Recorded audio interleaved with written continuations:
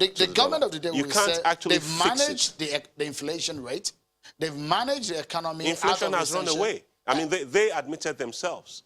I think the Federal Ministry of Finance, somebody in the Federal Ministry of Finance admitted themselves that the border closure has caused runaway inflation. They said it themselves just in the last few days. Okay? Are you saying the economy has not been handled well? It's been very badly managed. All right. Let me get your view, Mr. Bwala.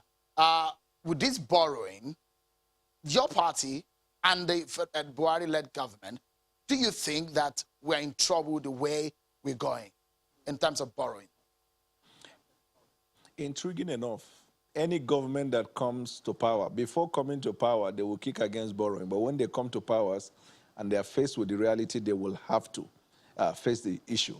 I am in support of the borrowing because if you have infrastructure deficit, if you have a problem of managing between that ratio, the revenue ratio and the borrowing, then you have a problem. There is no problem with the borrowing. In fact, there was even a research recently that said that based on the infrastructure deficit we have in the country, that what we need in order to bring it to speed is more than what the budget of this country for 2019 is for a period of 8 years. And I don't think any economist will argue the fact that as a country, if we have to fix the infrastructure, we need to borrow. However, the problem is... National Assembly opposed the borrowing, which is being reintroduced, saying, yeah, and they said that the $30 billion dollar plan borrowing, and they said that we were at the threshold of trouble in terms of borrowing. At the time they opposed, it was not on that basis. They opposed it on the basis that when the request was sent to them, it was not sent with the specifics of what the money would be used for. You just mentioned projects without giving the specifics.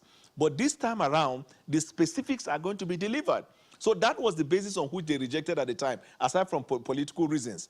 But if the specifics are well defined as to what you want to use it for, and in fact, what I even want to recommend to the government, because corruption is endemic here, is that there should be a task force from in EFCC, there should be a department, a task force that will monitor projects, I think about 20-something project that the government is seeking to meet with.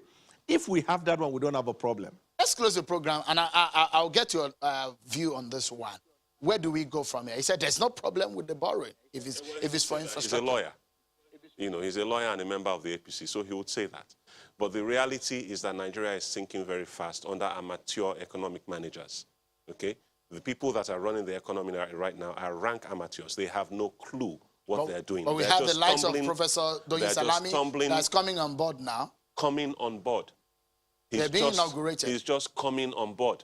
The damage has already been done. The horse has already bolted from the barn, okay? We already are in very, very serious trouble. Our debt profile is already more than 25%. If they take this loan, it will tip it over 25% of our GDP, our last GDP. And that is not to say that our current GDP for 2019 is going to match that of 2018, given the record of this. Briefly, what's the solution, Mr. Gbadamosi? Stop borrowing, open up the economy. Open up the economy. Open the land borders, allow trade, remove forex restrictions. Stop trying to micromanage the foreign exchange rate. Stop it.